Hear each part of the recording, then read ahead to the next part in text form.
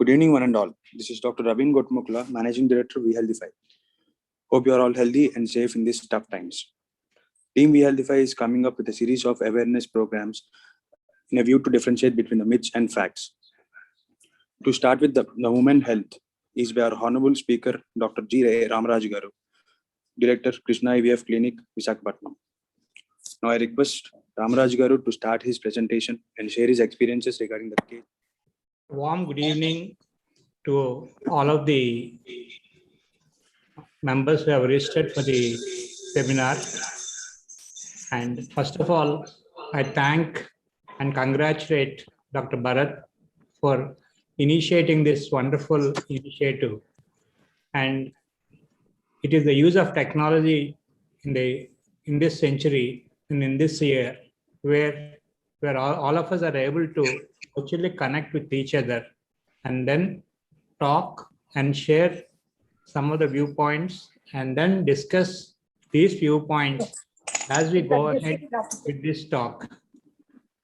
In this talk, I'll be basically concentrating on the effect of COVID on pregnancy, on breastfeeding, and possibly to a little extent on reproduction and to some extent on planning a pregnancy. This is the agenda of this talk. We always wonder, how did we get the infection and who has given the infection? Some of us must have been already infected with COVID, and this has multiple episodes of COVID wherein you can get the infection directly by this method, or by the couple infecting one another, or from the mother to the baby, or we can get the infection by close contacts in the family, or if it is a pregnant woman, she can get the infection from the close contact or from the family members. Sometimes when she goes to the hospital, she can also get the infection, or if she gets an improper COVID behavioral practice, then she can get an infection. And then it's when they're crowded in spaces, she can also have this infection. And now we have one more concept where ventilation plays a key role. Earlier, it was thought it was only aerosol infection. Now it is known to a certain extent it can pass through air. So there's emphasis on ventilation and distance within the close contacts. And in the times of rapid pandemic, as we see in India, in this context, if there's a higher risk factor to one of the members, there's a role for wearing mask indoor till this lockdown period is over. In 2020, there was very little information about the impact of COVID on pregnant women. And most of the time, if the patient asked the doctor what was the impact, the answer was nobody knew what was happening and everybody had their own advices. But as we move to the 2021, we have clarity in a pregnant woman, COVID, what precautions she should take and what care she should take. Then there is a better understanding how to treat COVID pregnant women and better understanding about vaccination in women, vaccination in somebody who is planning a pregnancy, and vaccination in a pregnant and a lactating mother. So there is a lot of difference in this. What should a pregnant woman do in a pandemic? The first and the foremost thing is you should take extra precautions by staying at home. The second is washing the hands repeatedly. Then the need for wearing a mask even at home is important. Then when they go out, they should have frequent wash the hands so that what happens is, and also be safe when they touch techniques so that they reduce their risk for infection in a pandemic. All women have the same effects of COVID infection. In this situation, what happens is pregnant women who are older, that means more than 35 years, pregnant women who are very obese, that where they have higher risk, pregnant women who are diabetic, who have high blood pressure or hypertension, who are asthmatic, these women should take much more precautions than a normal pregnant woman. The reason being, these women, when they get COVID infection, their ventilation rate and death rate is much, much higher. So their importance is any pregnant woman who's higher age, that is more than 35 years, or obese or overweight, obesity, then if they have hypertension during pregnancy or diabetes or asthma, these women should be extremely careful during the pandemic. And then these are the women who need the role of vaccination after proper discussion. 2 months back, an important research article has been published by the Washington University, where they analyzed the effect of COVID on pregnant women, and they found that pregnant women are more prone for infection than what is thought earlier. In other words, in 2020, it was thought the risk of infection for pregnant women is same as non-pregnant women. But in 2021, newer information is coming in that pregnant women infection rates are higher. That means all of us responsibility is for the pregnant woman to say that she should take more precautions and protect the pregnant woman by practicing COVID safe precautions by every individual. In that way, we minimize the risk for the pregnant woman. The main problems when the pregnant women get COVID infection are they have a higher risk of preterm delivery. In other words, they have a higher risk of delivering before their due date. And the risk is a significant number of people have a tendency to deliver 8 weeks before their due date. And in that process, she is putting herself and her baby for the risk of problems and intensive treatment.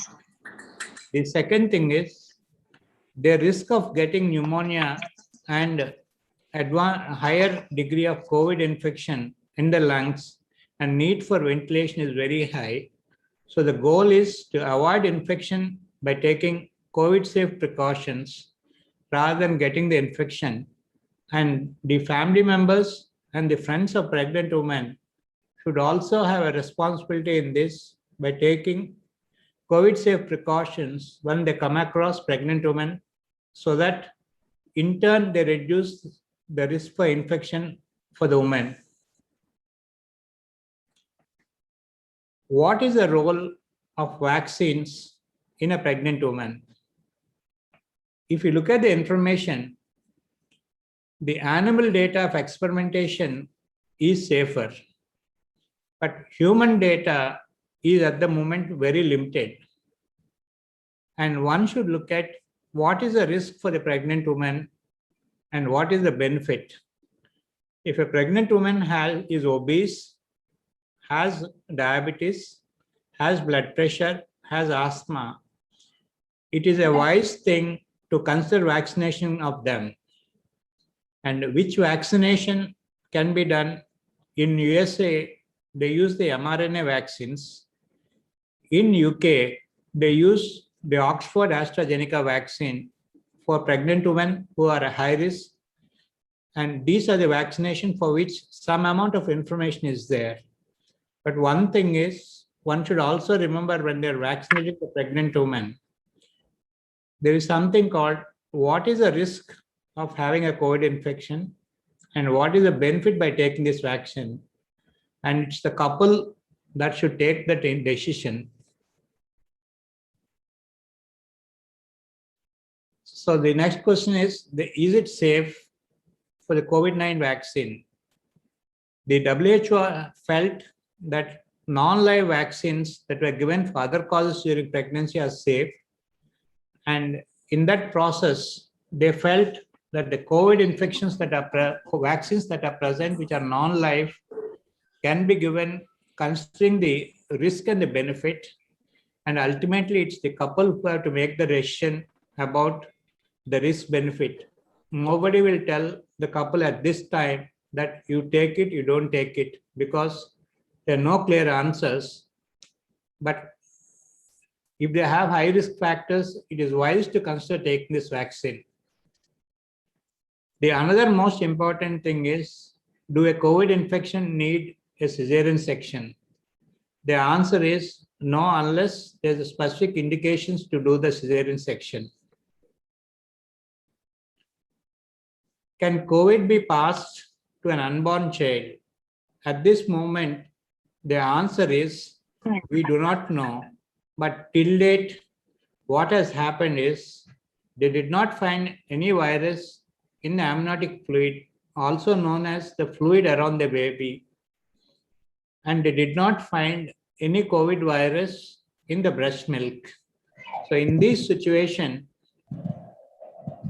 what we know at this moment of time is COVID may not pass to the baby, but since the information is only 1 year old, only time will tell whether it is absolutely 100%, it does not affect the baby, or a small risk is there, or no risk is there. The other important thing is a lot of women at this point must have delivered and are breastfeeding their baby. And then they have a doubt, since I'm breastfeeding the baby, should I stop the breastfeeding? The answer is no. Can I take a vaccination? The answer is yes. These guidelines are given by the UK government, the RCOG guidelines, and the US CDC guidelines, where when somebody is breastfeeding, she does not have to stop the breastfeeding. When somebody is having a plan to have a vaccination, there is no need to stop the breastfeeding. In other words, what happens is, if they're lactating the baby, they can continue to do so. There is again another myth. Can they take a vaccination during menstruation? The answer is yes. Anytime you get an opportunity to take a vaccination, the vaccination should be taken, irrespective whether the woman is in periods or in normal cycle. Because in some Western countries, there was a myth that felt that women should not take vaccination during menstruation. The answer is that is not a fact, and women can take a vaccination during menstruation. If they are planning to plan a pregnancy during the COVID with multiple waves coming in every 6 months, that means we are in the second wave, and the possibility of having a third wave exists. Young people can wait after consulting the doctor. Older women, that is, when we say older women, that means more than 35 years, then they should consult the doctor to look at whether they have any time issue. That means when the woman is older and more than 35 years, then they should check with their doctor whether their ovary reserves are adequate, and also they discuss with the doctor, do they have any time factor limitations of other problems? If they are not there, then the woman can take a call whether she can postpone it for 6 months or 1 year, or at the most 1.5 to 2 years. So in this process, what happens is, a pregnant woman, when somebody is planning a pregnancy, the age is a criteria, and age factor is there, and long years of delay is there. They should check with their doctors, can they postpone things? If they're planning a pregnancy or during a pregnancy, the most important thing is social distancing should be maintained during COVID and COVID safe practices. This is very important. The other thing is the role of exercise to a certain extent and role of weight gain should be avoided so that they're healthy. And with this, I end my lecture and then we open the session for discussion so that I can answer the questions. Thank you, sir. So now I request the audience to, you can directly interact with the speaker and ask your doubts regarding the COVID pandemic, regarding gynec related issues and all. Thank you. Hello, Ramraj Garu. Can you hear me, Arne? Yes, and good evening, and how are you? I'm doing well. Thank you for a nice talk, Arne. It was very nice. Some of the things you said, I want to kind of reiterate a little bit, particularly this COVID vaccine. We really have to emphasize this is purely an airborne, at least 90 to 95% of the cases. So we should really emphasize a lot on preventing this airborne disease. Hand washing is good when you're talking about hand washing, which is excellent. But please emphasize hand washing with soap. The reason is the virus has a lipid layer, as you all know. So when you use the soap, it actually breaks the layer, the outer layer. So there is a clear benefit of using the soap. We don't have to use any fancy soaps or anything. Just a regular household soap is good enough. So otherwise, people may think they can just wash their hands real quick with a small amount of water. Sometimes may not be enough. So hand washing with any kind of soap would be, even some kind of oil they could use. Whatever is available has definitely added benefit. I just want to kind of reiterate that. My other question I have for you, you're a specialist in all the infertility and gynecology and obstetrics and all that stuff. The public don't have access to you. Only some privileged people or people that are that live in Vishakhapatnam, they have access to you. So they're definitely lucky enough to interact with you because you're an intellectual doctor. You give all the right information to them. But if you look at the general public, they don't have access to you. They barely have access to their primary care doctors or OB-GYN. So the general message, should be more, the physicians have to be much more proactive in guiding. Point is, physicians have to take an active role rather than leaving the option up to the patients or the couples. I do understand everybody should have a right to decide what's best for them. I truly respect that. And I do value that for sure. But general public really are looking for some guidance from physicians. Somebody take a proactive role and say, listen, as you mentioned in your lecture, that if you take COVID in one hand and the pregnancy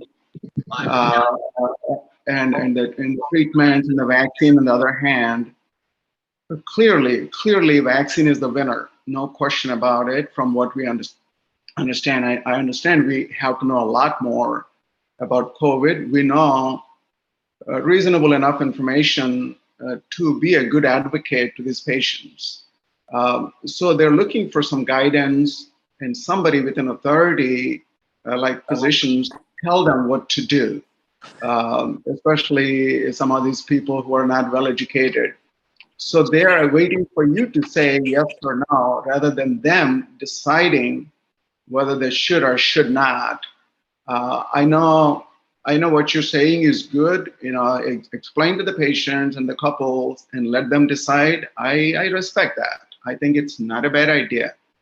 But if you take one step further, after you have that kind of discussion and say, listen, if it is for my family, for my wife, for my daughter, or my sister, this is what I would do. And clearly, most of us agree that vaccination is the key. And so I feel we have to be just a bit more aggressive as far as counseling these people. at the end, after you explain all their options, I think it would be beneficial just to add, if it is for my wife, my sister, my daughter, this is what I would do. I think that would be a powerful message for them to understand, okay, if the doctor is going to do it for their own family, why shouldn't I go for the vaccine? So I think we need to really, what we understand, the magnitude of the damage and everything that COVID is causing, vaccine is a better option than just not to do anything about it when the vaccines are available. I think we have enough evidence right now. Vaccines are clearly very beneficial, and the pregnancy is very high risk. If they get COVID, we're looking at 2 people now, the baby and the mother. So I thought I should just bring it up. And you gave a wonderful lecture, very nice and clear about everything. I appreciate that.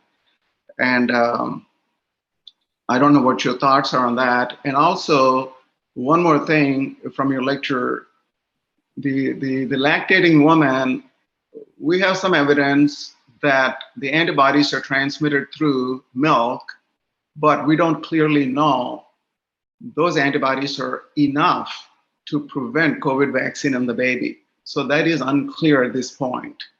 So they do, actually, the antibodies, if a woman develop immunity, is that good enough for the baby through lactating? We're not sure yet, but clearly there are some antibodies present, and we don't know how powerful those are for the babies to prevent the entire infection. We do clearly know it passes through the blood, during the pregnancy and everything. So, there are some points in your lecture, very good and very informative. Thank you. Yeah. I would like to add a few things. I agree with all your points except one. Okay. The one is the average time I spend with the patient is between 15 to 30 minutes. Okay. With a new patient, it's 45 minutes. Sure, that's wonderful. And I have all the database from October 2020, October 2000. Okay. That means 21 years of electronic database. But what I see is there's a change in perception of the Indian patients. They are ignorant, but at the same time lack basic science understanding, but have Google knowledge. So in that context, what happens is, as a reproductive medicine, they tell me how many embryos to transfer. Earlier, I used to refuse what they say. Now I accept what they want, provided they're within the guidelines. And then make them sign a consent of the husband and the wife.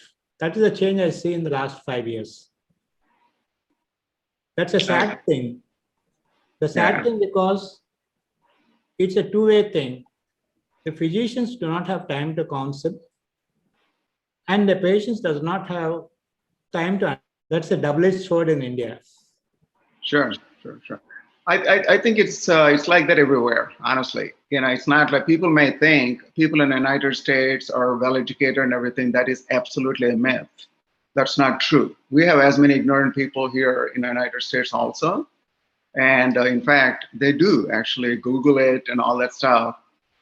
But at the end of the day, as physicians, honestly, we have to do the right thing.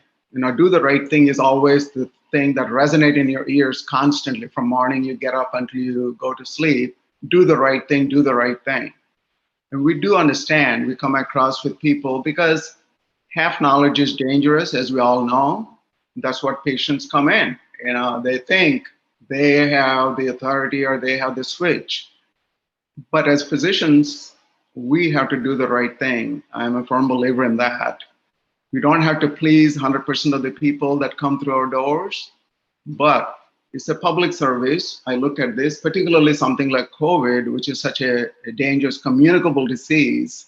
It doesn't just stay with one person. They're going to spread it to other people and all that stuff. So pushing the COVID vaccine, the information that we have, is a very, very important step, because at this point, we don't really have medicines. All these medicines we list, we all know, they're really all not that great. And So the only two things we have right now, mask and the vaccine. Constantly we have to pound on this issue, mask and the vaccine, mask and the vaccine, and hand wash with soap. Even that is not as important as wearing a good mask. In fact, as physicians, if we can emphasize double masking, because we know how these people are wearing those masks. Half of them is slipping from their nose, or they use some kind of a very thin cloth mask. That's not enough barrier to stop this spreading. So if we say double masking, hopefully some of them will follow. Or if they get a nice mask, well-fitted mask is so important. We cannot just wear the mask and walk away, because that's not enough. I mean, again, these are just my thoughts I'm sharing with you, but your talk was just phenomenal. I appreciate that. Thank you very much. You're welcome. You're welcome. Hello, doctor. Good evening, Amma. Good evening. I have a question for you, doctor. If a woman gets pregnant, if a woman gets COVID, gets treated, and that very month she conceives, what she should do and how safe is the pregnancy and for the child? The question can be divided into two things. One is during the infection phase, getting pregnant is one aspect. During the resolving phase, when her virus loads have become close to zero, and then she got pregnant, that can be taken into that context. Suppose if the PCR is negative, and then she gets a pregnancy, I wouldn't bother about anything. And I would say that you continue the pregnancy. When it comes to during the phase of the infection, early or late phase of the infection, when she gets pregnant, the current evidence does not show they should go for a termination of pregnancy. So in that context, we divide the things like if she had an infection and her PCR is negative, she doesn't have to bother about the consequences. Then we calculate depending on the PCR and the duration of when the test has come in, then look at some of the graphs of the longitudinal line and then say your risk is close to zero or very, very low. But when it's in the infection phase, if the woman is very, very sick and had low oxygen saturations and high amount of diabetes, in that case, I would discuss her with about the risk of implications of diabetes on the baby and maybe consider termination. But provided it's only for the diabetes, which has negative effect on the baby. That's how I would advise the woman. Thank you, doctor. Thanks a lot. Recently, there was a baby born in Guntur with a peculiar presentation where they had a pelvic region hemorrhages for that neonate. And the hospital that did RT-PCR test on both baby and the mother. They found it negative, but they contributed to the COVID. Have you heard about it? Like basically there are two things. The news reporting and the scientific data are different. Here, the data that was there from the Europe, especially from the Italian groups, where they did the amniotic fluid analysis at the time of the birth, and also the cord blood and the placental histopathology, they did not find any transmission of the virus to the baby. That's the scientific facts that are there. But in this case, they found antibodies in both the baby and the mother, anti-COVID antibodies. And a peculiar condition of purpura was being diagnosed. And they say that it is due to the COVID infection of the mother. I don't know, this is on the paper, newspaper and there. Because what happens is, initially when some of from China, when it came that COVID might infect the babies, then there were subsequently a couple of autopsies were done on the pregnant COVID mother, people who died, then looked at the placental histopathology and the fetal tissue, for possible COVID infection, and they did not find evidence of infection to the fetus. That's the scientific information. Because very few autopsies were done on COVID pregnant who died, and there were only a couple of things, and it did not find any infection to the fetus.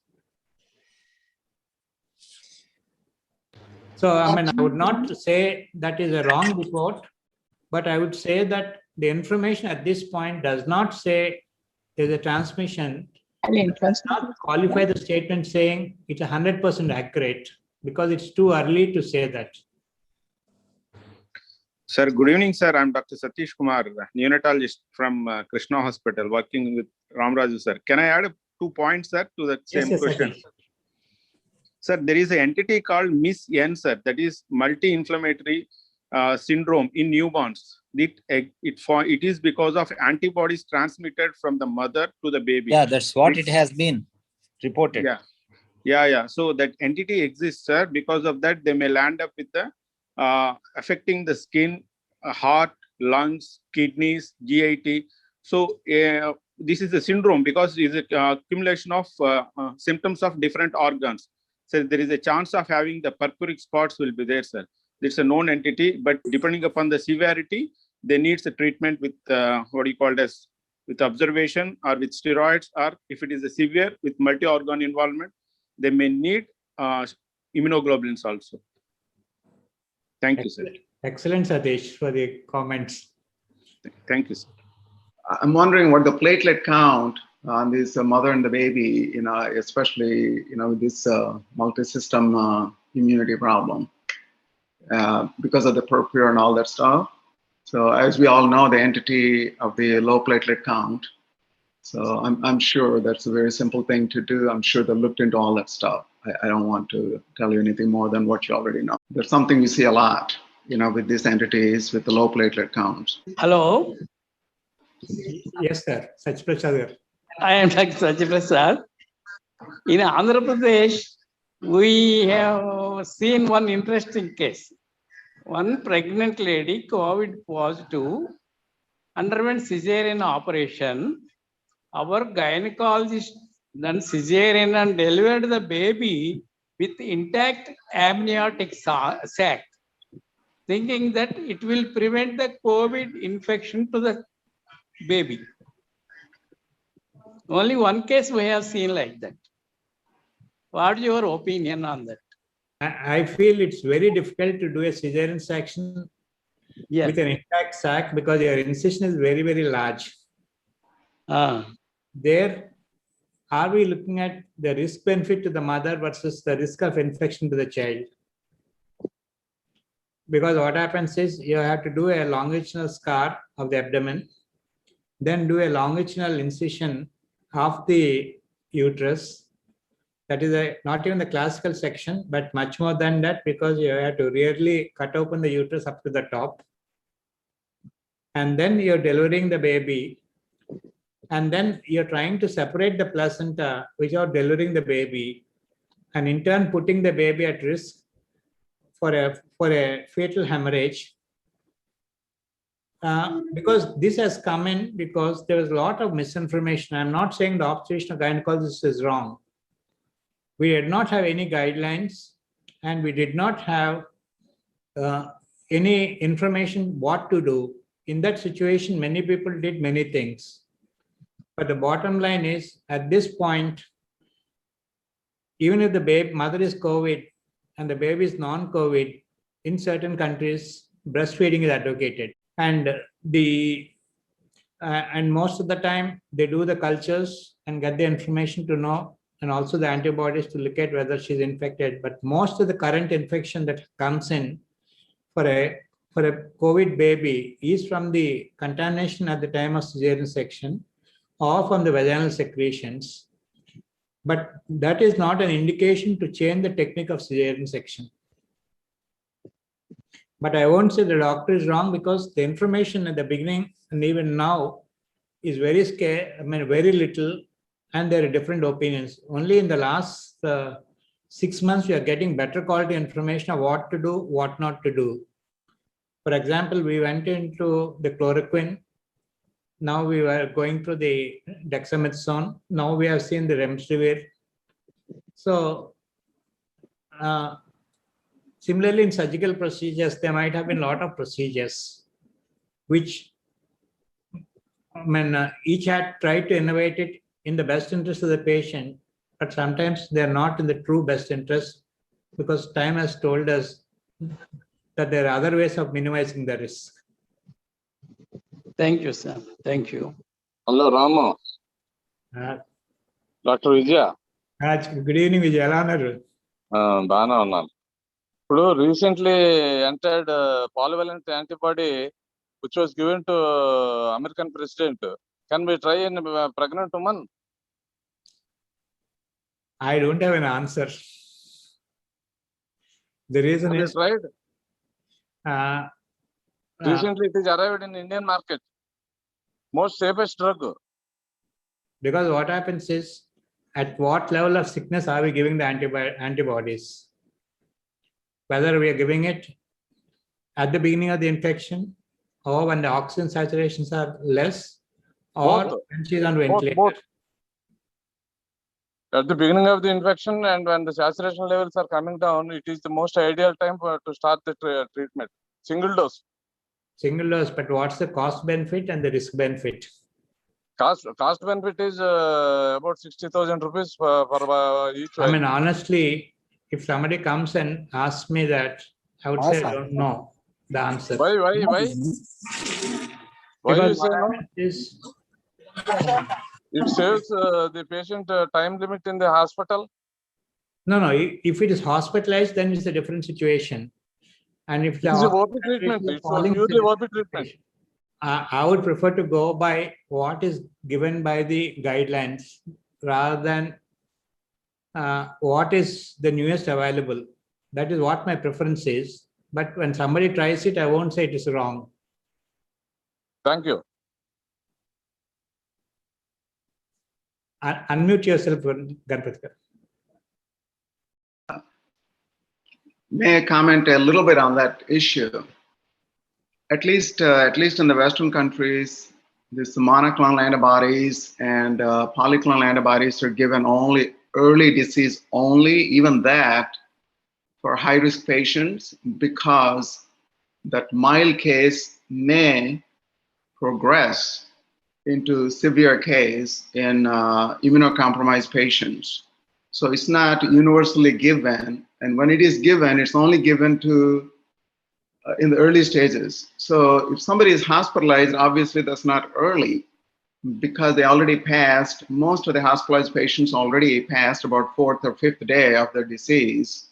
As we all understand, the disease gets worse after the 4th or 5th day in most of the cases. Of course, there are always exceptions. We can't go after those exceptions. Just in general, it's been used only for early disease that are immunocompromised patients. So it's not really a universal thing. If somebody is hospitalized already, hypoxemic, and now you're talking about using Decadron and all those things, that's not being used in hospitalized patients, at least in the United States, because they haven't found much of a value. Because the bird is out of the nest already, that's not really going to change the outcome.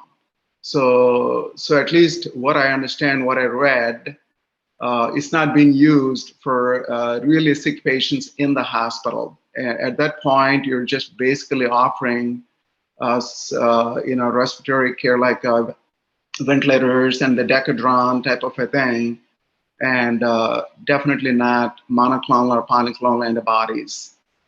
That's only in the early phases. And for immunocompromised patients, because you may think they may get decompensated pretty quickly by the 4th and 5th day. So that's what we understand about the monoclonal and polyclonal antibodies. Dr. Garu, one basic question andi. Yes, go ahead. This time ఈ pandemic situation లో weddings అవుతున్నాయి, newly married couple వస్తున్నారు. ఈ situation లో వాళ్ళు ప్రెగ్నెన్సీకి plan చేసుకోవచ్చా, లేదు plan చేసుకోవచ్చు లేదు అనుకుంటే ప్రికాషన్స్ ఏముంటాయి అంటే ఇన్ జనరల్ ప్రెగ్నెన్సీకి ప్లాన్ చేసుకోవడానికి? when somebody is newly married in the pandemic, I would advise them family planning method till the pandemic is over. And which family planning method? The current family planning methods, that is the barrier method using the condom or the oral contraceptive pill, both have no negative implications if the one of the partners are infected with COVID. While using contraception, if they get COVID also, there's no negative effect on the disease progression using barrier contraception and oral contraceptive pill. Regarding intrauterine contraceptive device, there's no information is there. So my advice is, as somebody who got married in pandemic, they should also have a knowledge about COVID vaccine and also have an early vaccination. Third is use contraception, then plan pregnancy. Once this cyclone of or the hurricane that is going through gets minimized, so that they're planning a pregnancy in a healthy state.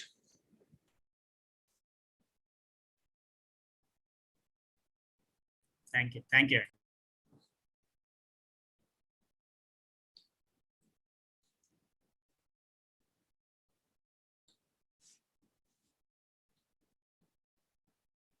Bharat, any questions from anybody?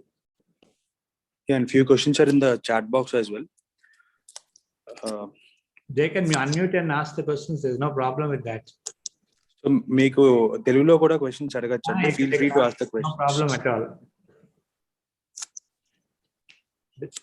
They can ask also Ganapati also, and Satyanarayana Raju of ophthalmology and Satyanarayana Raju of internal medicine and ENT Balakrishnan Raju. They can ask different people. And asking Telugu is not an issue. So one question from the user, after completing 2 vaccines, how much time should his daughter to plan the pregnancy?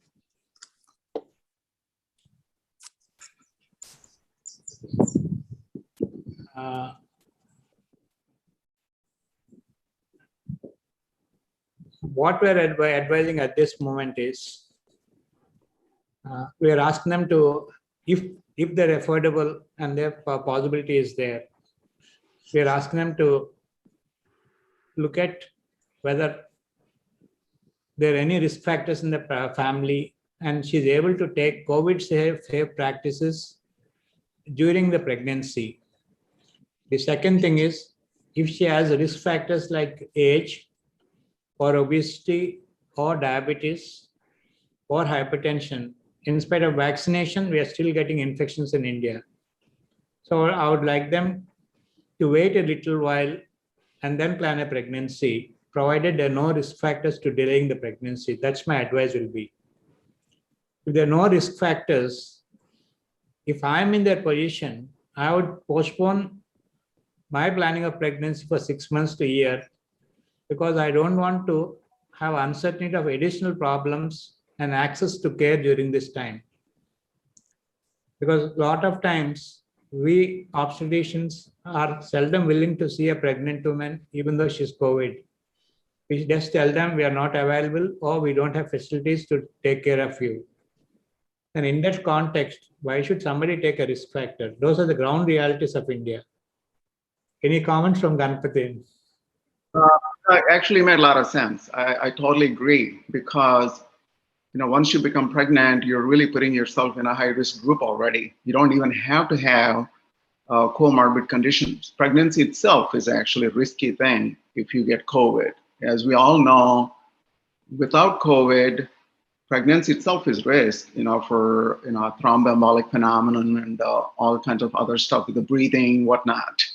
So I totally agree with you. Why should you compound your risk, when this is something, an optional thing? This is not like a life and death situation where you don't have a choice. This is actually a choice. So I 100% agree with you postponing, because I'm an optimist. I truly think there's going to be an end to this pandemic sooner or later, hopefully sooner. And we see definitely the light at the end of the tunnel. So as you said, postponing for 6 months, at least give this couple hope who are really want to have a kid. We cannot just say, don't get pregnant type of a thing. At least what you just said is really valuable because you're giving them a timeline saying 6 months. So most of the reasonable people agree, hey, if we waited this long, waiting for another 6 months is not going to be a horrible thing. So I like your answer, really, just postponing it for 6 months. And by the time most of the COVID cases are going to calm down, we will have much better direction what to tell. As you said repeatedly, we know more now in 2021 than we did in 2020, and yet we still have some unanswered questions. So hopefully in the next 6 months, we know way more, and we have many more weapons to use to combat this pandemic. So no, I can't agree more with what you said. I totally agree with that. That doesn't sound like a question. Bharat, you can read the Telugu questions if they are there.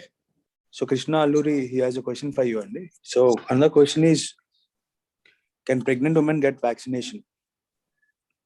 And when can the vaccination be done in case of pregnant women and in the lactation also? In the lactation, the answer is yes. In the pregnancy, if they have obesity, if they have diabetes, if they have hypertension, the asthma, it's preferable to have a vaccination, but accepting the small risk of unknown information. But for the other pregnant women, they should look at, can they follow COVID safe practices? And the information now is for Moderna and mRNA vaccines and AstraZeneca vaccine. These 3 vaccines have certain amount of information that shows that vaccination at this moment is relatively safe, but not 100% safe. So they say frontline workers, that's the doctors who are pregnant, pregnancy with high risk factors are being advocated after discussion that they should go for a vaccination, but they are not insisting that you do the vaccination. But for the low risk group, the answers are not clear, but it depends on how much of risk you take for the benefit you're going to get. Like what happens is when you cross the road, nobody can say it's 100% safe. But if you take precautions and look at left and right, your risks are close to 0, but not 0. If somebody is looking for a 0 risk factor, that situation will not be there. We should look at the risk benefit ratio. What is the risk I'm taking compared to what is the risk I'm giving, benefit I'm giving to myself and to the baby? That's how they should look at it. I think I might not have answered in the right way, but if I'm the patient, I would look, if I would look at, is it possible for me to take COVID safe precautions? And how effective are my COVID safe precautions? And does my family be able to support me in taking COVID safe precautions from their part? Does my health system allow me to have 6 feet distance and masking and privacy at the time of examination? If all these are possible, maybe I can postpone my vaccination. But when these are not possible, I know that I'm at risk factor and I might take the vaccine. That's how I look at it from a personal point of view. Can I comment on that a little bit? Yes, definitely.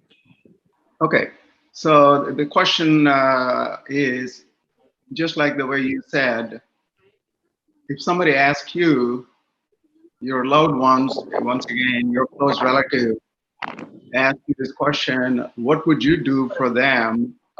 Because as we know, pregnancy itself is risk enough. We don't need to have too many comorbid conditions to decide on the vaccine what that understand so far. What would you do for your close ones? Your close family members would ask you this question with no comorbid conditions, no diabetes, no obesity, nothing, just pure pregnancy. Would you not give the vaccine to your loved ones?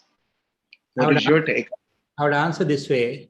If I'm not an obstetrician, but a physician, I would look at what type of services she gets from the obstetrician. Whether the access at the time of obstetric care is COVID safe or not. If the OPs are crowded and the rooms are not aerated and COVID safe practices are not run by the hospitals, then I would say go for the vaccination. Is that really a practical issue right now, knowing it is such a horrible communicable disease? Asking family and friends to be cautious, not to give the COVID to this particular pregnant woman, at least what we understand, is really not in the best interest of the pregnant woman. Because knowing the safety, adding to the vaccine list you gave, mRNA vaccines and COVID shield, it has been studied a little bit on Johnson & Johnson too. So knowing all these different varieties of vaccines, one can take a good educated guess. Of course, nothing is 100%, but taking a good educated guess with the safety that we know, at least I can tell you ACOG, which is American College of Obstetricians and Gynecologists in the United States, strongly recommend what we know, please vaccinate all pregnant women. Because I know you said the safety, what is unsafe about the vaccine at this point? What do we know? Do we know anything unsafe about the vaccine? That I haven't read anything unsafe about the vaccine yet.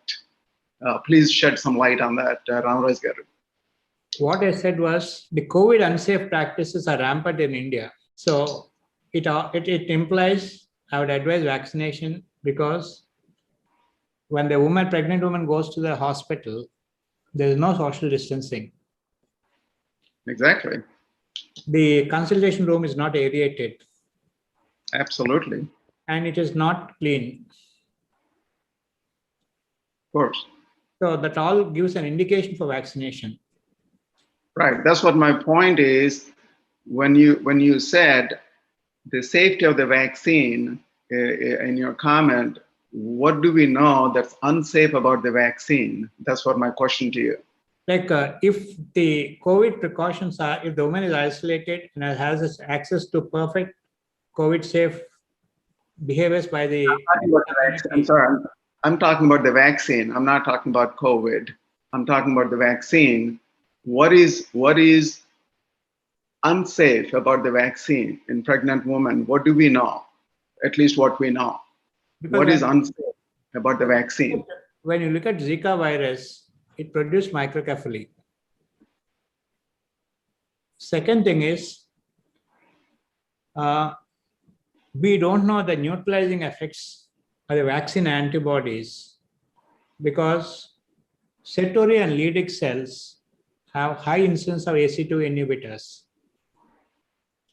We don't know the effect of migration of the gonads on the effect of the nullifying antibodies, whether they have effect on the migration of the ovary and the testes. But I look at the risk benefit, and India has rampant COVID unsafe procedures. I will advise the vaccination. But, thank you. But I have concerns of this for the future. Right. No, I agree with you. Everything what you said. Given what we know, given the morbidity and mortality that COVID is causing in pregnant women, the consensus is, please vaccinate all pregnant women, what we know. We don't need to push them, but we need to give them some good guidance given that's what I always say is an example, what would you do for your close ones? And something that you would practice that, because your patients are as close to you too. And these people are looking for some guidance from educated people like you. And you read a lot on the literature. So the consensus right now, universally agreeing, all pregnant women, regardless of the risk status, should be vaccinated because the benefits truly outweigh the risk, If there is some remote unknown things, one should take that risk. At least go after the things that we know, not going after things we don't really know. So I think the science is pretty clear right now for most part. I'm not going to say 100%, as I said, we're learning. We're still learning a few things. None of us are experts in that, but what we know today, I think it's reasonable to vaccinate all pregnant women. We have a very strong opinion, not just opinion is the science, and also ACOG, as I said, American College of Obstetricians and Gynecologists strongly urge to vaccinate pregnant women, regardless of their comorbid conditions. Because it's not practical, as you said, to ask everybody to follow, precautions, to prevent COVID. We know we all have to breathe the air. It's not just from the touch. If it is from the touch, we can at least isolate this woman. This is breathing. Relatives are going to come. They're going to bring the COVID with them, unfortunately, at least one of them. So that's what, at least my opinion. I would like to add one more point here. Yes. The data that exists is for mRNA and Covishield. That's the Oxford AstraZeneca. Correct. Johnson & Johnson is also in addition to that. Go ahead, please. But in India, a lot of people are more fascinated with Covaxin, and there's no data about it. So in India, what happens is the freedom of speech is lost. You can't say there's no data on a public database that Covaxin does not have data and AstraZeneca has data. So I can't say don't take this, don't take that. That's the problem with India now. I agree with you. It's everywhere. It's the same thing, honestly. That's why they waited so long to give these recommendations. Now, studying so many vaccines, all the things that are available, the general consensus is it's relatively safe, understanding what we understand so far. So one can take a little bit of I wouldn't even call that the term risk. One can move forward with the vaccine, what we understand, because they have not found any kind of issues at all in pregnant women from all these different studies. You're absolutely right, the mRNA and the Covishield, but we do know a little bit about other vectors, other kinds of vaccines to some extent. So knowing what we know, because the time is in a sense, we don't have the luxury of wait and see. That's the problem. So here you have COVID in one hand and the vaccine in the other hand. We don't have the luxury of time. So given what we have, I would, as a physician, I would advocate a vaccine for the woman. It's not like, it's not my problem and wash my hands. It is truly our problem, everybody's problem. It is truly everybody's problem. One question I would like to ask is, if you are in India, and you have Covaxin and Covishield, then take a public position not to take Covaxin because the WHO has not approved it even in the second batch 2 days back. Okay, the answer to that question, that's a really important question, honestly. I'm glad you asked. So this is when you call, consensual things, because you sit with your patients, just like you said, you spend a little time with your patients and say, listen, this is the information we know, but what we know, the risk is extremely low, what we understood from the science. So now, given the situation, it's not a high risk thing to take Covaxin, even what we understood, because it's a dead virus, what we know. Covaxin is just the material they're injecting on a dead virus. So can you hear me? Yes, yes.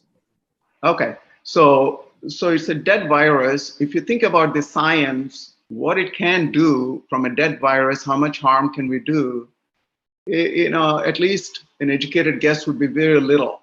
So that's something they need to know.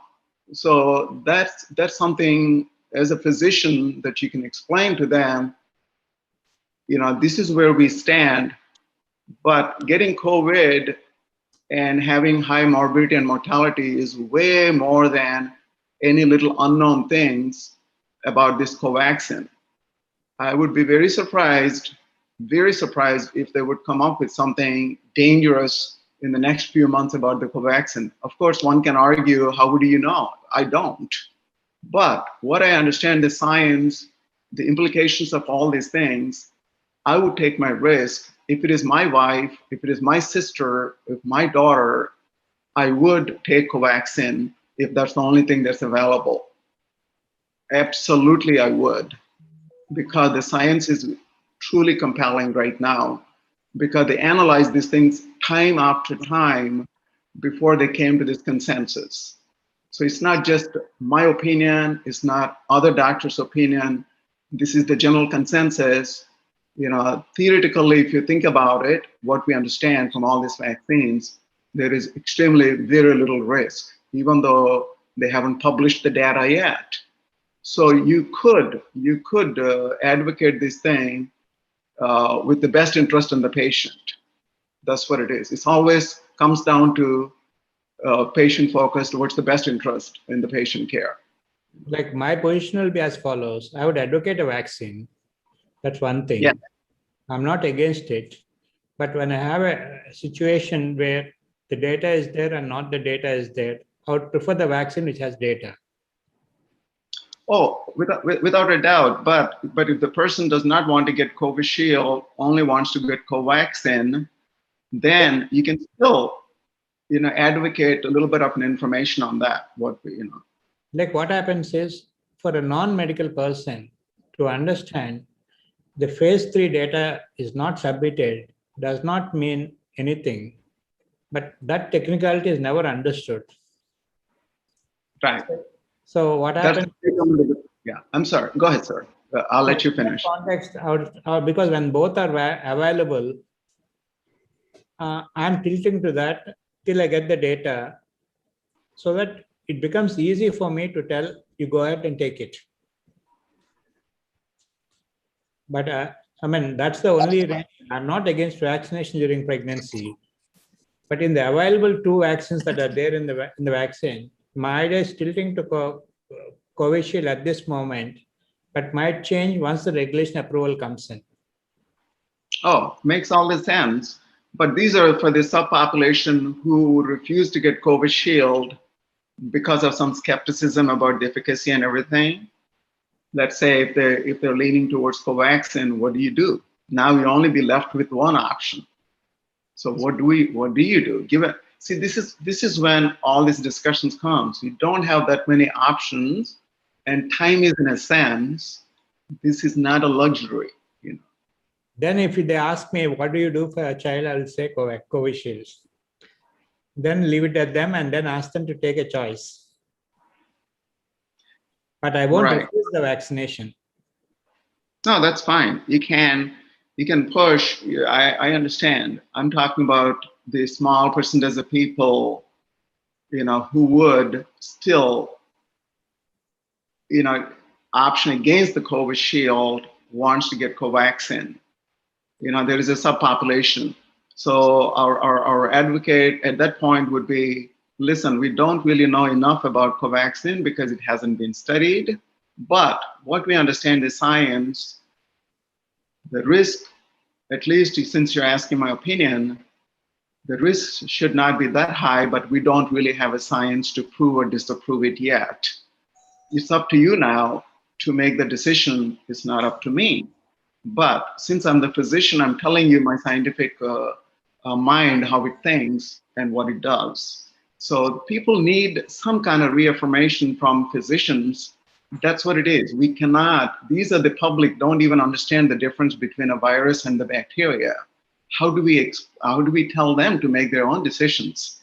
So I think it's not like I don't want any dirt on my hands. This is not about dirt on my hands. We all signed up to become a doctor to have some dirt on our hands. It's okay to have a little dirt. And because the cause is a bigger cause, at the end of the day, you're really going with what's right for the patient. Your conscience is good. Your intentions are good. That's what it is. I totally agree with you. Thank you. Thank you. Sir, I have one question, sir. Sir Ganpat, sir, for you. See, one thing is the efficacy of vaccine, if it gets approval only when it is around more than, or not around, is more than 50 to 60%. So the most of the vaccines which are available at present, they got approval because their efficacy is more than 60%. Correct. Once you get the vaccine, then how long this antibody is going to be there in the body? First thing. Second thing, whatever you have done, that Pfizer, they have taken the mRNA, which which prepares for the spike protein.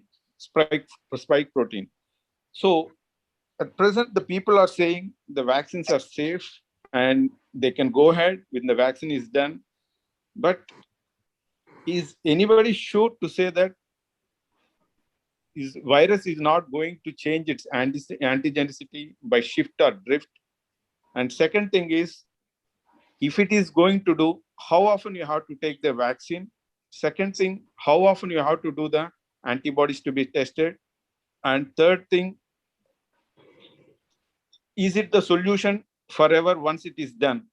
As like so few vaccines like with a minimal recurrence of like chicken pox or MMR, or you need to take like a flu shots for every year because there will be change in the antigenicity.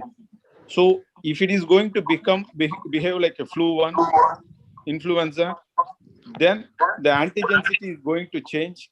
Is it the vaccine is going to give they are going to get then the same quality or the same with the same antigenicity they are going to get repeatedly are going to change? And how long the antigen that antibody is going to protect once they have done with their vaccination? Well, you have about 5 questions in one question. Let's break it down. Start with the first one. You said how long the antibodies are going to last. Well, what we understand now from the mRNA vaccines, the recent data suggest the antibodies are lasting for more than a year, which is phenomenal. Nobody expected that. So what we understand, even the Covishield and Covaxin and everything, at least 6 months. Okay, that's the right expectation, but it could be way beyond. mRNA vaccines are definitely, the information suggests at least a year or more. But even if you take the other side of it, 6 months or more, it's still better than the natural immunity you get from COVID. That would be more about 3 months or more. We don't know with certainty. So that's the first part of your question, how long the antibodies last. So answer is definitely 6 months or more. That's one thing.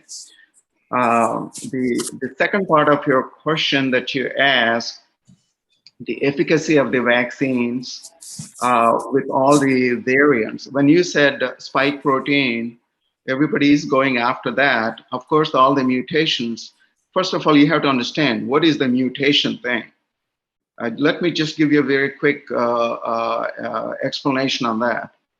The longer the virus is circulating, the more the mutations, because everybody talked about UK variant and South Africa variant, all those things. But there are so many, many variants that are not being sequencing, because the longer the virus circulates, the more the variants we have. That's why we all feel the sense of urgency to get rid of the virus before they get more variants. That's the only way we can stop all the mutations is by minimizing the virus circulating. So the other question that you asked, is it something that's going to become a yearly thing? Absolutely, that's the best guess at this point is. And also companies are already looking how to mix influenza vaccine with COVID vaccine. So people don't have to take two different vaccines. So they're going to most likely, at least my guess is, instead of getting two vaccines, they're going to mix flu vaccine and the mRNA vaccine every year before winter time. So that's going to be our future. If I had taken educated guess with what you understand. To answer your question, there will be a boost because these antibodies are not going to be last forever. And that's a logical way of thinking. So that's the third part of your question. During this, the sequence of questions you have, did I answer your question, sir? Or if you have more, I can clarify that for you. Thank you, sir. You have answered all the questions, sir. My only one is, the thing is, it's a pandemic. It's not going to over by next 1 year, as we guess, because no, it's going to come as a third wave. One more thing, because we have a three variants of what do you call it as the mutation over a period of near 6 months, and moreover, the vaccination which has been started is not yet been more than 1 year. And the trials which has been done in US or any part of the world, the trial that is the sample size is not big enough to say that no, it gives a immunity for a long time, like 6 months or 1 year. But everyone is the learning curve, and what I feel is right now. So we have to wait for next 6 months until we get a further data about the antibody levels or whatever may be, and further we get information when we have to get revaccinated to maintain that levels in the body, so that the pandemic comes down to a reasonable level and the things will settle down, sir. What I feel. What do you suggest? Yeah, I know what you said. What you said, there is some validity to what you said, but what we know so far, people are getting such a robust response, from these vaccines, which is kind of a bit surprised because we didn't know. This is work in progress. When they started the vaccine, they didn't know how long it's going to last. But what we know, recent information, that they're lasting longer than they expected. So that's really a pleasant surprise. And as far as when is the pandemic is going to be over, your guess is as good as anybody else's, because none of us know for certainty. The third wave that you said, so that's why vaccines were so important, because if we can cut down and if we can get herd immunity, then we can stop the third wave. Of course, it's not an easy thing. The herd immunity sounds good, but it's not that easy. Even in the advanced countries with all the resources, it's still an impossibility, almost impossible. But we are actually feeling more and more optimistic now, because if we can at least vaccinate 70% of the population, there is a very good chance that we can put a stop for this pandemic. There will not be a third wave. If there will be a wave comes, we at least know, we understand the COVID way better now. We know how to nip it in the bud. We're not going to let it go out of control like the way we did, because we learned, as Dr. Ramraj Garu mentioned in the beginning of the conversation, in 2020 we knew little. In 2021 we know more. So he made a very important point, and still we're still learning. We don't know everything, but what we understand so far, what we plan, I truly think we're better equipped for future waves. I understand in India it's a little bit more difficult, but I think we all need to have a little sense of optimism. So as doctors, we all have to be very proactive, make more people as leaders, not just the physicians, just the local students, all the professional students, medical students, engineering students, and make them the ambassadors of a vaccine, a COVID vaccine. We cannot depend on the physicians because the percentage of doctors speaking and doing is not enough for public. And we cannot wait for the government to do anything. We are government, we're public, we're people. So you are going to inspire every person that come across to make them as the person that's going to spread the word. So that's the only way, particularly vaccine. That is the only way we're going to stop the third wave or put a stop for this pandemic. And I do strongly believe this pandemic is not going to last forever. It is going in waves, as you understand. You guys have a little bit later than the Western countries, but I don't expect this thing is going to repeat this magnitude every year. It will be there. COVID virus is not going to leave. That we understand, but it's going to be more like an influenza type of because influenza has been here for hundreds of years, and we're dealing with it every year. But this COVID is different from a regular influenza. So if we can actually transform COVID into influenza type of virus, then that's good. We can't expect it to disappear completely. That is not practical. But we can make it more like it's a seasonal thing, like flu. That's, to me, that is definitely a success, and that's what I look for. I hope I answered your question, sir. Good evening, sir. Yes, it was excellent commentary. Thank you. Can we ask questions Namaskaram, related Dr. to Garu. pregnancy? చెప్పండి sir, చెప్పండమ్మా. Doctor గారు, general gynaec question అండి. మన menopause టైంలో immunity levels అందులో ఏమన్నా changes ఉంటాయండి? Ramraj Garu, you want to answer that question? I can answer that question, but Ramraj Garu, you're an expert, so if you want to say something, that's fine, Andy. Otherwise, I will answer that question. You can answer the question. Okay, Andy. So what we know so far, menopause, there is no scientific data to say anything different from general population, Andy. So basically, you vaccinate them just like the way you vaccinate everyone else. There is no special precautions. We don't put postmenopausal women at a high risk, Andy, so far.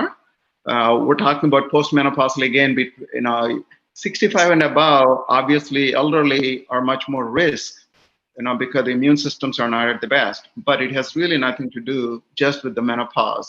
So if you're talking women between the age of 50 and 65, they're not any higher risk than the rest of the population. But if you're taking a postmenopausal woman, 65 and above, an elderly woman, obviously age is an issue, but not linked to the menopause. I hope that's your question.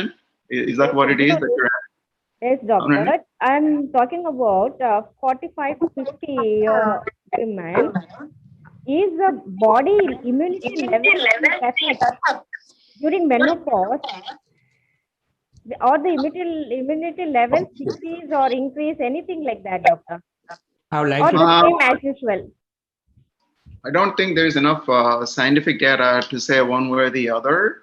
I wouldn't think that's a major factor. If it is a minor factor, maybe Dr. Ramraj Garu could shed a little bit more light, but that's not a serious consideration or a threat that there's a huge difference between the age of 45 and 50 perimenopausal women. Not that we know of any kind of scientific data that I read about. And Dr. Ramraj Garu. And I'll answer that question in a different way. Yes, doctor. If you see somebody's energies at 30 years and 40 years, and if you examine them, the number of comorbidities they have are much, much lesser than the same population when they grow to 40 to 60 years. So we are not comparing equals to equals. That's one thing. Second thing is, as we age, at the beginning of the century, the Indian life expectancy was 47 years. Now it is 65 to 70 years. So in that context, our overall health has improved because of the available health facilities and the quality of life and the food we eat and the quality of treatment. There, you should not expect the performance of 30 years at 60 years, but accept that there will be slight difference, but not major differences in using precautions like the vaccination. The answer for me is take the vaccination. Okay, thank you, doctor. Sir, Hello, can we sir. ask questions related to general pregnancy also? The answer is yes, if it is specifically related to infection and other things. Otherwise, we can always discuss differently because it may not be interesting for others. Okay, sir. Thank you. Good evening, Good sir. evening, sir. My name is Swati. I have one query. Is it advisable to take the vaccine women who is having 60 plus years and have so many medical problems like sugar, spondylitis, joint, etc.? Is it advisable to take the vaccine? I'll answer that. My father took the vaccination and my mother took the vaccination. Okay, thank you. So, yeah, can I add this, please? Since you gave me an opportunity to, there is not a single condition, I emphasize this thing again and again, that prohibit people from getting vaccine except anaphylaxis. We all know what anaphylaxis is. That's extremely rare. If somebody has anaphylactic reaction to a vaccine in the past, you may take extra cautions for them. If you exclude the anaphylaxis, there is not a single medical condition in the entirety that prohibit anyone from getting vaccine. So in fact, if somebody has multiple medical issues, they are the first one in line to get the vaccine because they're extremely vulnerable to die from COVID. So we need to put them in the front line rather than pushing them to the side because of the comorbid conditions. So once again, there is not a single medical condition that prohibit anyone from getting the vaccine except the anaphylaxis, which is extremely rare. So we have to really emphasize everybody must get the vaccine. Nobody should be pushed to the side because of their comorbid conditions or they're taking some medicines. These are the people that should be front in line to get the vaccine to cut down the risk for them. Okay, thank you, sir. Thank you so much. You're welcome. Good evening, sir. Can you please comment on HRCT in COVID pregnant women considering the exposure of radiation, sir? If the woman needs a CT scan, which provides information on the quality of information that is needed to save her life, then the answer is yes. Whereas whether to know how serious it is with a good oxygen saturation, then the answer is be careful. If somebody has 98% oxygen saturation and the biochemistry and the immunological parameters are in the lower range, I don't think I would advise my patients to have a HRCT. Very, very mild disease, or at the beginning of the disease, with all the biochemistry parameters and immunological parameters being normal, the patient is stable, there is no fall in the oxygen saturations, and they're perfectly normal. Her pulse rate is normal, respiratory rate is less than 20. There, I wouldn't ask for a HRCT.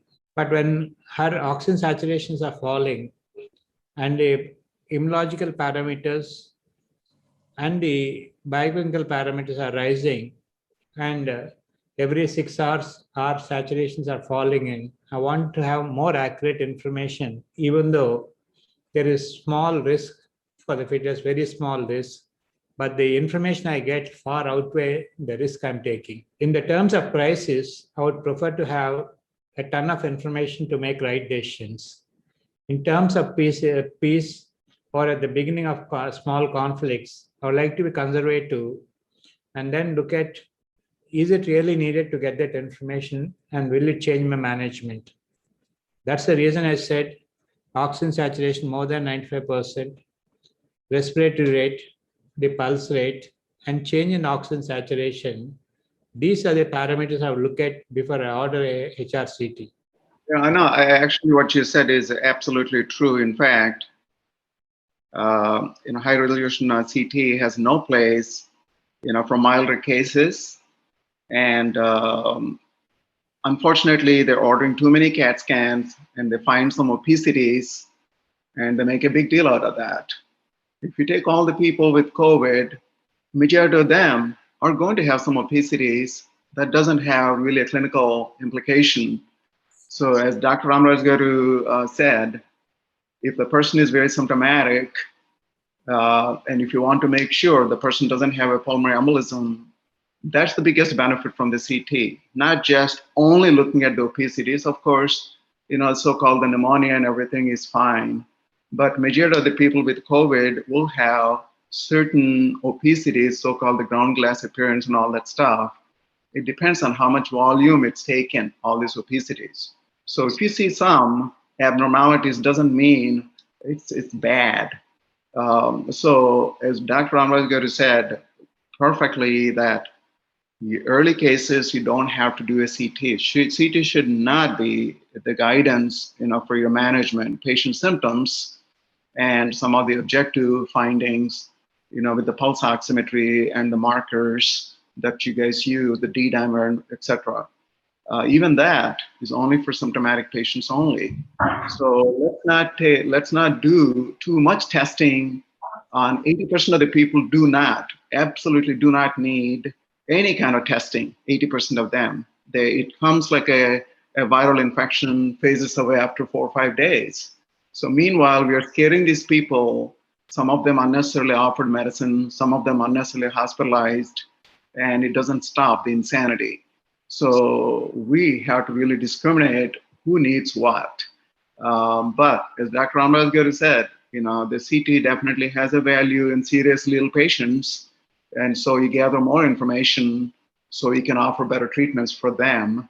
And the amount of radiation really is not bad enough to cause, especially you're dealing with a life and death situation here. You got to save this person first, not to worry about the long-term effects of the radiation when somebody is in a dangerous situation.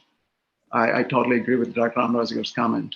Thank you, sir. And please also add a note on a usage of steroids, sir, as pregnancy itself is an immunocompromised state, and some mucormycosis is something which is worrisome nowadays. A fungal infection and that's happening in India is absolutely zero. And I personally feel it's an issue of the sick patients, the quality of the hygiene that's taken in the ICU. Be right or might not be right. No comments will be good because I'm not an internal medicine. Very few times I go into the ICU to look at the patient. So your judgments will be much far superior and useful for everybody. So may I say something about the prednisone? Yes, Ganpati, regarding the fungal infections. Yeah, the fungal infections, first of all, are extremely rare. Unfortunately, the media is scaring the public. It's still, if you look at all the cases, the percentage is still very, very, very small. Yes, we do understand mucormycosis is pretty severe. When it comes, it really affects you, and the mortality rate is pretty high in severe cases. If you don't detect early, it's almost close to 50% mortality. And not to mention about the morbidity that's involved with all the surgery and the debridement that you have to do, in the surgery and all those things. We understand. But the risk is, the incidence is not that high. They only show some dramatic cases on the TV. But this is another lesson we learned during the process. Inappropriate use of steroids can lead to problems. Nothing is 100% safe. We used to think, just give this, it's not a big deal. Well, everything is a big deal if you don't use it properly. So, but using steroids appropriately for a person in intensive care unit, if somebody is sick enough, definitely science support using dexamethasone in seriously ill people. So at that point, you're not going to worry about immunocompromised and all those things. You're dealing with the nearly death experience for this person. So that's when you're going to use the steroids. Until then, do not use steroids for mild to moderate cases. It's to cut down. It's not only just mucormycosis. There are a lot of other things that happen with the steroids we have to understand.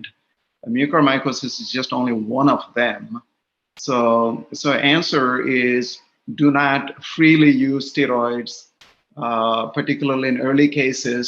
They found no benefit of using steroids. It's only for people that are hospitalized, or if they don't have hospital beds, if somebody is treating them at home with the close supervision for severe cases, it's appropriate to use steroids. You have very little to lose at that time, only to gain, because you're already sick enough. That's what it is. Thank you so much, sir. You're welcome. So one question is, the infected COVID-infected person, if a person is infected with COVID post embryo transfer, what are the measures to be taken, sir? If somebody develops a fever after embryo transfer, then the pregnancy rates are very, very low. Because what happens is the embryo is very temperature sensitive, and the incubators and the uterine conditions are synchronized in such a way that there is no change in the temperature between the incubator and the uterus.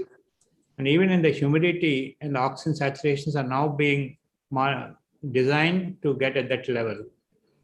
When the body temperature rises to 102, 103, the whole uterine environment also changes, and there will be a significant detrimental effect on the implantation. And so I expect low chances, and I would treat the pregnant woman and the post-embryo transfer woman as a COVID patient and follow all the practical guidelines of a non-pregnant COVID patient and take all precautions to save her life.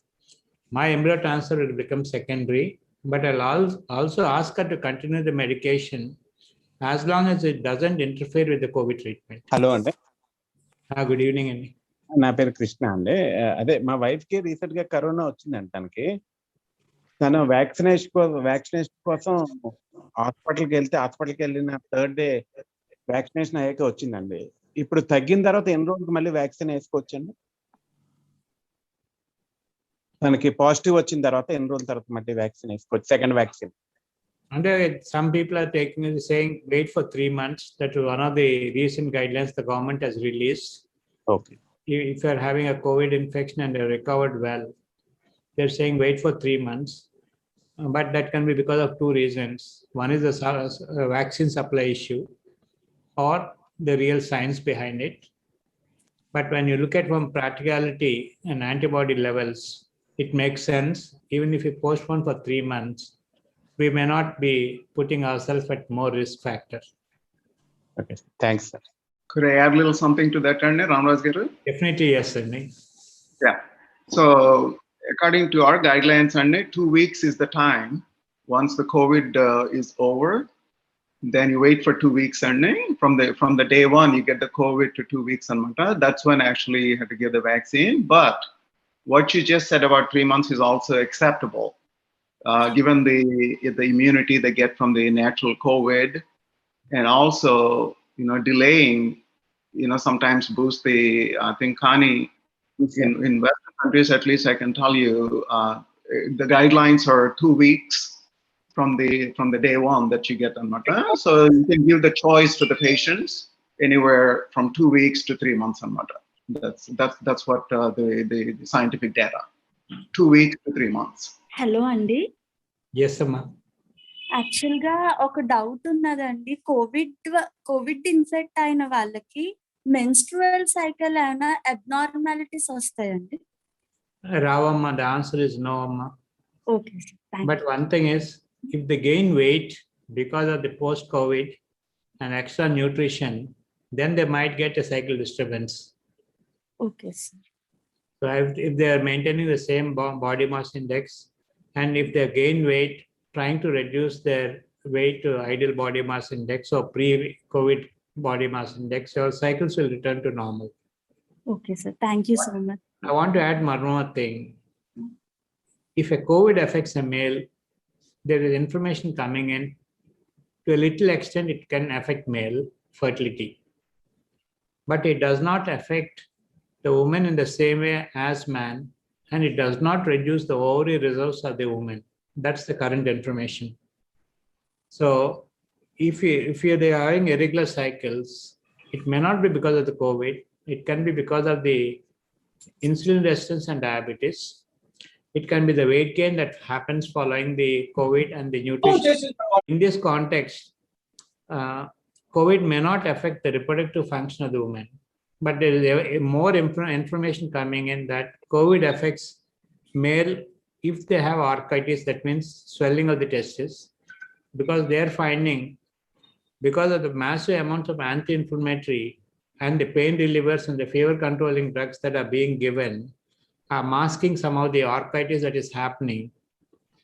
So that's the changes we are seeing in, and it's also being reported from the European. We are also seeing here and also in the European countries. For the woman, the answer is no. Thank you so much, sir. Sir, we all respect you a lot. So many of my cousins are your patients, and they are very successful now. Thank you so much, sir. This is God's wish, Amma. I didn't do anything. Okay. Thank you so much, sir. And I'm also lucky of the facilities I had in support of my cousins, and also lucky to get graduation in Andhra Pradesh in Andhra Medical College. And I'm also lucky to have from the Germans, where they helped me to share their knowledge without any cost. So in that context, we keep on helping other IVF specialists in sharing our knowledge, because ultimately, if we share the knowledge, they're going to treat an unknown woman and they're going to help. Thank you, Amma. Thank you so much, sir. Doctor గారు, Yes, Hello. ఒక 1 week 10 days లోపు డెలివరీకి రెడీగా ఉన్న women కి, డెలివరీకి రెడీగా ఉన్న వాళ్ళకి కనుక కోవిడ్ వస్తే వాళ్ళకి మీరు ఇచ్చే అడ్వైస్ ఏంటి? ఆల్రెడీ పాజిటివ్ వచ్చింది అనుకోండి, ఒక 2 to 3 days లో డెలివరీ అవ్వచ్చు, మేబీ 1 week లోపల, వాళ్ళకి ఏం అడ్వైస్ ఇస్తారు? My personal choice is to admit them. The second thing is, COVID has negative impact between 24 to 38 weeks and closer to delivery. There I monitor the fetal health closely and take an informed decision between the risk of COVID infection and risk for the baby health, and make my infrastructure facilities adequate for that, and then get ready for a delivery, considering the risk of anesthesia for the COVID patient versus the benefit for the fetus I'm going to.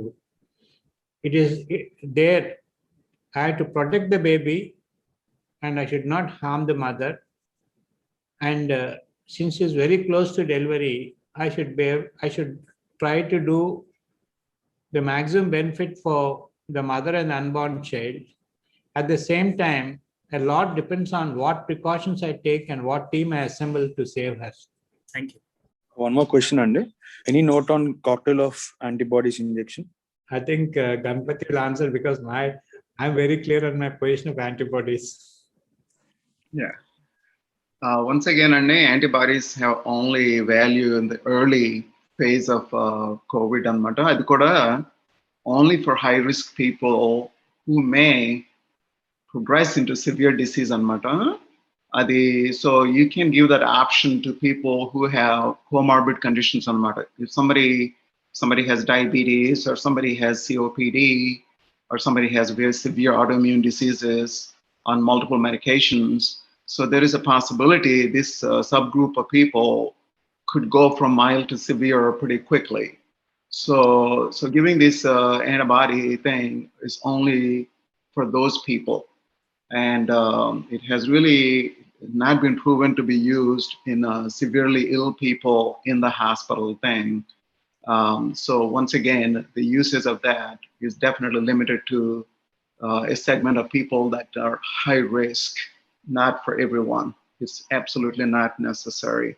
Just like Ramraj Garu mentioned in the lecture about if somebody is morbidly obese because they don't have many reserves in case if they decompensate.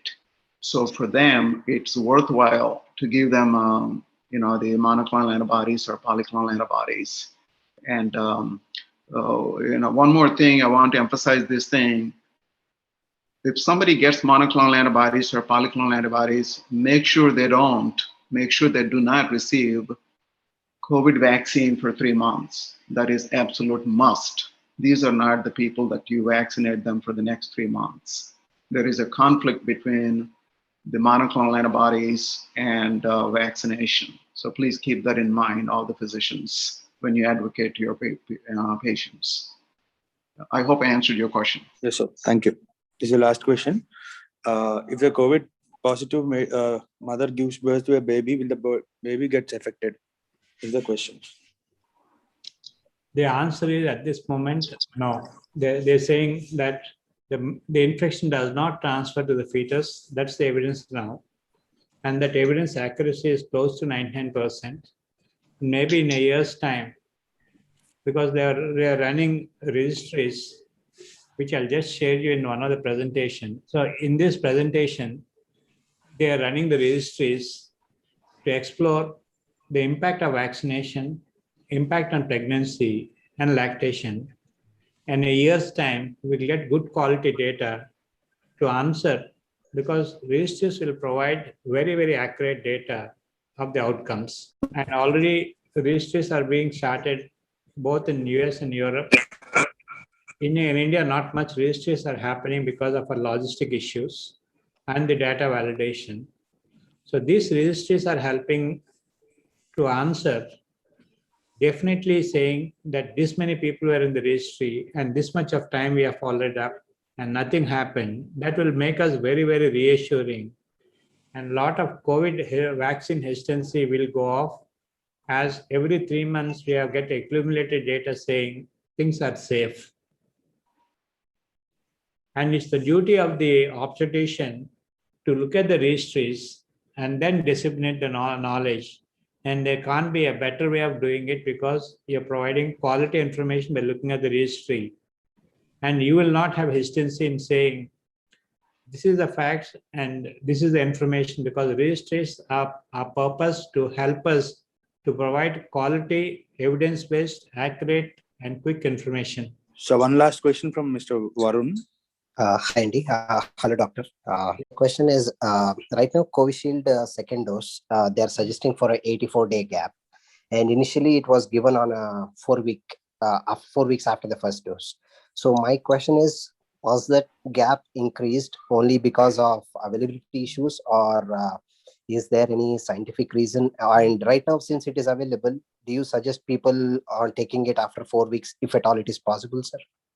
I would look at this way. If it is available, I might take between 4 to 6 weeks, or upper limit 8 weeks. But if it's not available, I'll wait for 12 weeks. And then if it's gone beyond 12 weeks, I might restart my vaccination schedule again. Oh, okay, doctor. Okay. And since we are talking on Covishield, so for example, like someone takes Covishield 2 doses and if they go back to any other country and if they have to take Pfizer again, so how much gap do you suggest in between those 2 vaccinations? And since they are 2 different, technically different vaccines. Because what happens is, there are different modes of vaccination. But what happens is, no data never said if you take more vaccination, it's harmful. Only thing is, maybe you may not get the double benefit you expect from 2 vaccinations. Okay. So but one caveat is, if you take one vaccine for the first dosage and the one vaccine for the second dosage, then are you really covering the antibody for which the vaccine is designed for? Okay. Because what happens is when you look at the vaccine preparation, they look at a set of proteins to which they want it, multiple sets at different regions. But if the vaccinations which are different are going to produce different vaccinations, your booster dose did not work the way it's supposed to be. Okay. Got But it. nobody says it's harmless, but nobody says your vaccination is over. Okay. That makes sense. Yeah. So both sides you are on incomplete side. So yeah. Okay. Thank you so much, Andy. That answers my question. Thank you. Thank you, Andy. If any other queries, you can mail us the following website, and we will share you the mail ID and all. Bharat, you did an excellent job. And Thank in you. that excellent job, you have brought medicine to the doorsteps. I commend Ramaraj Garu for fantastic talk, and I commend you for putting all these things together very nicely. You know, as I mentioned to you many times, I encourage you to do more of this stuff. Your young blood and your thoughts and your intentions are great. Keep doing what you're doing. You're doing a terrific job. And no, I enjoyed it. But thanks for the opportunity so I could express my views and whatever the little that I know, you know. So For me, it was a fascinating time. thank you. Happy we could use technology to reach the place where we want and care most for. Absolutely. Agree. Congratulations to Bharat and Thank you. my brother Ramaraju. Excellent talk. And Ganapati,